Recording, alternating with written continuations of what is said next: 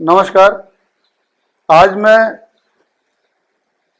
सभी को एक बहुत ही महत्वपूर्ण तथ्य के बारे में बताना चाहता हूं कि भारत सरकार का जो वित्तीय वर्ष 2023-24 चल रही है, उसका जो बजट था वो 45.03 लाख करोड़ का है और राजस्थान सरकार का बजट 3.9 लाख करोड़ का है।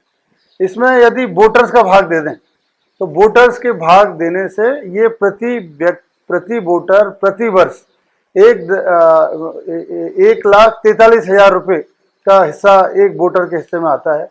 तो कुल अगर हम लोग देखें कि इसमें मिलिट्री, पुलिस, एजुकेशन, हॉस्पिटल और बहुत सारी जन सुविधाएं भी रहती है, तो इनके लिए अगर 70% हटा दें तो 30% जो पैसा जो नॉर्मली बजट की राशि रहती है उसका विकास कार्यों में खर्च होता है, तो वो विकास कार्य लगभग 43,000 रुपये एक वोटर के हिस्से में प्रति वर्ष आते हैं।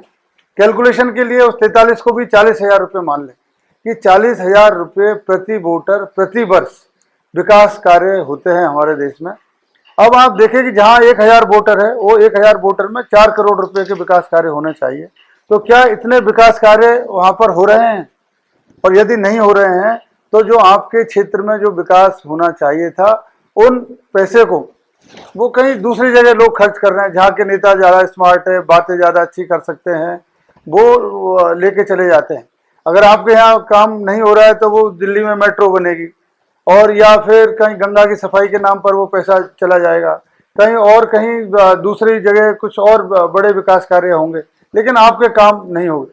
मैं अभी गांव गांव में जब घूमा तो मैंने देखा कि आज़ादी के 75 वर्ष बाद भी हमारा जैसे गांव है पीलोदा और नज़दीक गांव है एक बड़ा गांव खंडीप, दोनों गांव का नाम एकदम भाई भाई की तरह आता है, पीलोदा खंडीप, लेकिन दोनों के बीच में कोई भी सीधा रास्ता नहीं, उनको घूम के ही दोनों तरफ से जाना पड़ता है।